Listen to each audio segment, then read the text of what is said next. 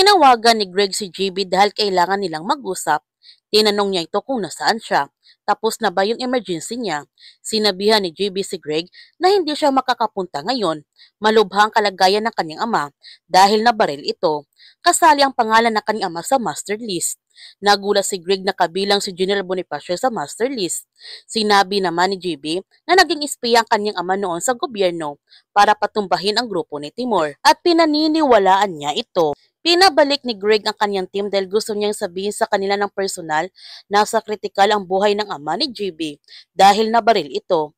Hindi naman sinabi ni Greg sa kanyang team ang dahilan kung bakit nabaril ang ama ni JB. Nagtanong si Tomas kay Greg kung ano nang balita kay Andres. Ngunit naging tahimik lamang si Greg. Kaya nagalit nito si Tomas sa kanyang mga kasamahan dahil wala itong pake kay Andres. Hindi nila alam kung buhay pa ba o patay na si Andres. Ang sabi ni Greg na pinaliwanag na niya ito. Hindi naman maintindihan ni Tomas kung anong pinaliwanag ni Greg doon. Bahala na si Andres, ganun ba ito? Bakit si Max? Binalikan nila ito sa Sardova. Bakit hindi nila pwedeng gawin kay Andres yon? Ang sabi ni Miguel, hindi lumabag si Max sa protocol, pero si Andres lumabag ito. Sa kauna sa lahat, hindi nila kontrata si Isabel Escalera. Ang galit na sabi ni Tomas, ano naman sa ngayon? Tao rin naman si Andres at kasamahan nila ito. Kung isa sa kanila yung napunta sa sitwasyon ni Andres, sigurado siya nito na babalikan sila ni Andres. Ipinaalam ni Yaya Madel kay JB na ligtas na ang kanyang ama at nagpapasalamat naman si Yaya Madel kay JB dahil dumating ito ng maaga. Nailigtas niya ang buhay ng kanyang ama. Tinitrace naman ni Tomas ang location ni Andres ngayon dahil pupuntahan niya ito. Nakita naman ni Gab ang kanyang ginawa at hindi sang-ayon si Gab sa gagawin ni Tomas dahil sobrang delikado nito.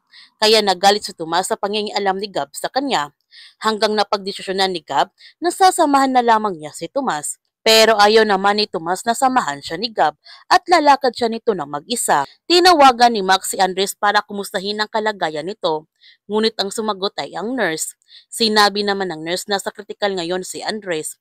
Kaya nagmamadali na nga nagtungo si Max sa ospital kung nasaan si Andres at sinama na rin niya sina Tomas at Gab. Buti na lamang na isugod kagad sa ospital si Andres at inuoperahan na siya ngayon ng mga doktor. Kaya huwag natin palalapasin ang kapanapanabik na mga tagpo sa Incognito. Kung bago ka pa channel ko, don't forget to like, subscribe, and click notification bell para palagi kang updated sa mga videos in-upload ko. Thank you for watching and God bless to everyone.